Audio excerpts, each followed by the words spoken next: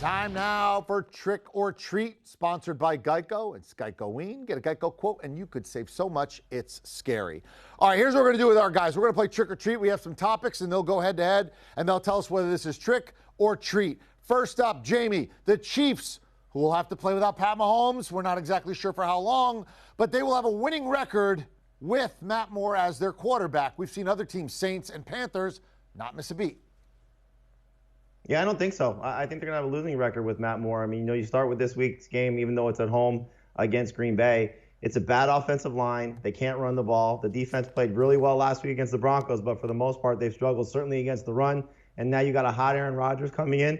There's a loss right there. I think they're going to lose to Minnesota the following week. We'll see if Mahomes comes back after that, but I think they're going to be 0-2 out of the gate. I don't trust Matt Moore to lead this offense the way that Patrick Mahomes does. Clearly, that's a downgrade. And so, yes, I think they're going to have a losing record under Matt Moore. Well, certainly the schedule isn't favorable right out of the gate because they got Green Bay coming in.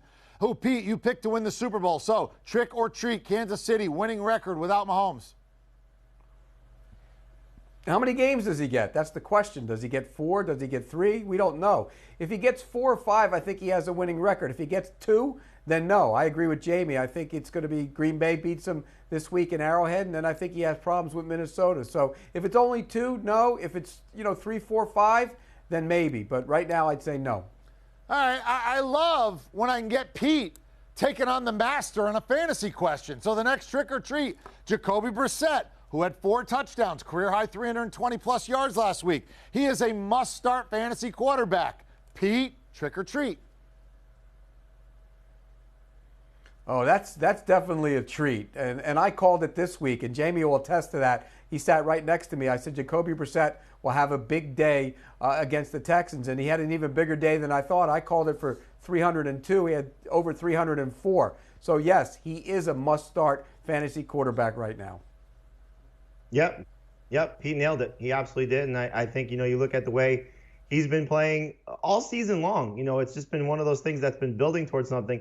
The offensive line for the Colts, this was my whole argument from the beginning of the season, was that when Andrew Luck retired, everybody was like, is it going to be a terrible situation for this team? No, that line is fantastic. He has all the time in the world. He has a star receiver in T.Y. Hilton. He has very good parts when you talk about the tight ends, the running backs out of the backfield. And now we're seeing guys develop like Zach Pascal, who had a big game against the Texans. And so now he gets the Broncos, must-start fantasy quarterback with all the guys that are falling apart with Mahomes, now Matt Ryan, with Ben Roethlisberger, Cam Newton, Drew Brees, all these guys that have suffered injuries. Brissett has elevated himself to become a starter, and that will continue for the rest of the way. All right, next up, Andrew Luck abruptly retired. Jacoby Brissett took over. There have been whispers, and we've had people off the record, sort of hiring tell us that maybe Cam Newton's the type of guy that could walk away at the end of the year. But right now he's injured, and right now Kyle Allen's playing well. So trick or treat, Cam Newton will not start again for the Panthers this season. Pete? That's a trick. I don't believe that at all. I think he's back practicing. He's going to start working. It might take him a couple weeks.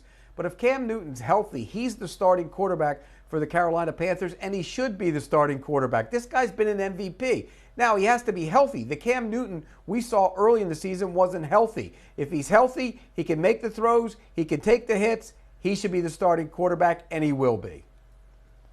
I agree with Pete. I think the one thing that we're going to find out with the Panthers is they're going to allow him to get back to full strength. I think it's going to be one of those things where they're going to kind of hide it a little bit. And so as soon as Kyle Allen starts to struggle, has a bad game, maybe has a bad half, they put Cam back in there. But I don't think it's all of a sudden Cam comes back to practice and he's right back in the starting lineup. I think it's going to be one of those things where Cam's not ready. We're waiting to see Cam at 100%. The foot's not right. Because Kyle Allen has deserved the right to hold this job, but he is not going to take them to the next level, take them to become a Super Bowl caliber team if, in fact, they can get there. Cam Newton puts them over the top. So when he's right, when he's 100%, he will be back as a starter for the Panthers. All right, and then finally, Aaron Rodgers will win the NFL MVP.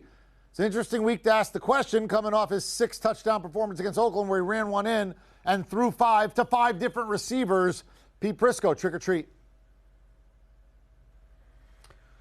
I'm going to say that's a treat right now. And the reason I say that, look, I was all in on Russell Wilson. I thought he was the guy. He had been playing so well, and then he kind of laid an egg at home against the Ravens, and Rodgers went off. And I think Rodgers is just starting to get the feel of that offense. He wasn't comfortable with it. He's comfortable with it now, and he's doing it without even having Devontae Adams on the field the last couple weeks. So I think that's a treat. I think he will win the MVP because he's going to have a great record.